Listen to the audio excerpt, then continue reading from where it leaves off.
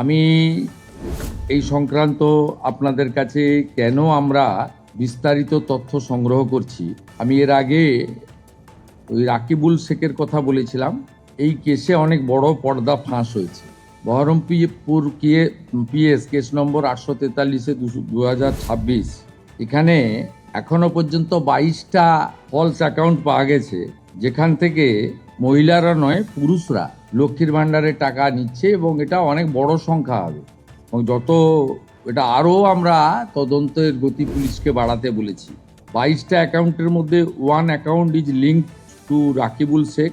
15টা account পাওয়া গেছে মুস্তাফিজুর রহমান এবং তার স্ত্রী তুহিনা।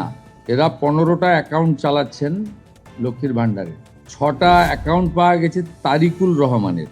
যারা 12 পাতা 16 পাতা 18 পাতা করছেন, এই রিজেক্টেড, জনগণের দ্বারা রিজেক্টেড নেতা এবং তাদের দলের লোকেদের বলবো যে এই সংখ্যাটা কত হবে আমরা জানি না।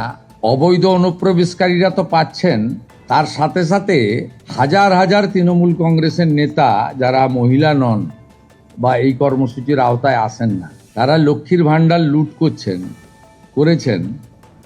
সেটা আমরা পেয়েছি। আমরা কাউকে ছাড়বো না।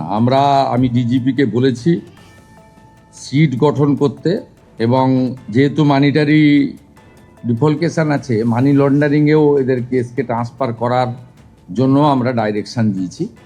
আমরা হিসাব করে দেখেছি এসআইআর এ নাম বাদ যাওয়া এবং এই রাকিবুল, মুস্তাফিজুর, তারিকুলরা মিলে অন্তত 30 লক্ষ ফলস লক্ষ্মীর ভাণ্ডারের টাকা তুলছেন। 30 লক্ষ গুণিতক 1,500 টাকা করে যদি হিসাব করেন, কত হাজার কোটি টাকা আপনাদের জনগণের টাকা কিভাবে এরা লুট করেছে।